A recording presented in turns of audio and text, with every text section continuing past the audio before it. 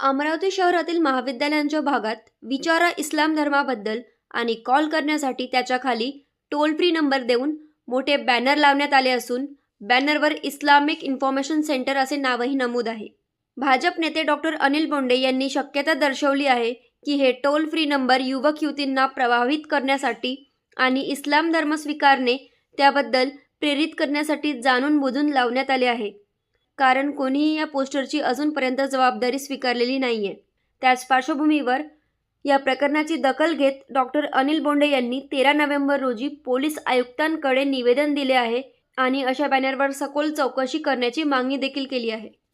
Poster लावले आणि तेही सगळ्या ठिकाणी की अमरावतीमध्ये अशांतता पसरवायची आणि काल पंचवटी चौक जिथे सर्व महाविद्यालयाचे विद्यार्थी राहतात, युवक युवती राहतात, त्या ठिकाणी विचारा इस्लामबद्दल आणि त्याखाली टोल फ्री नंबर लिहिण्यात आला आणि छोट्याशा कंसामध्ये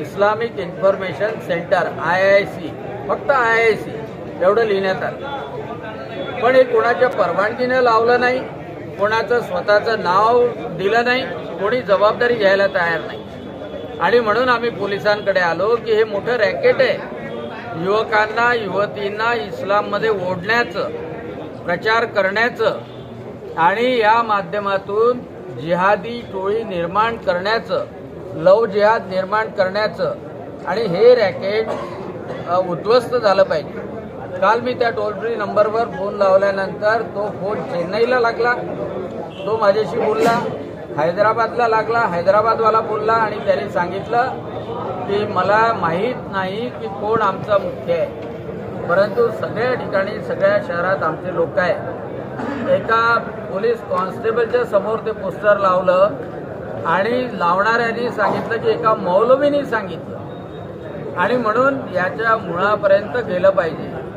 या माध्यमातून याचे धागे दोरे सगळ्या अवैध धंद्याशी, राष्ट्रविघातक शक्तीशी जुडलेले आहे आणि म्हणून पोलिसांनी यावर कारवाई करण्यात यावी, यासाठी कमिशनर ऑफ पोलीसकडे आम्ही सगळेजण आलो। कारवाई करण्यात यावी अशी आम्ही मागणी केली, फौजदारी कारवाई आणि त्या ठाणेदारावर सुद्धा कारवाई, ज्यांनी दुर्लक्ष केलं त्याबद्दल।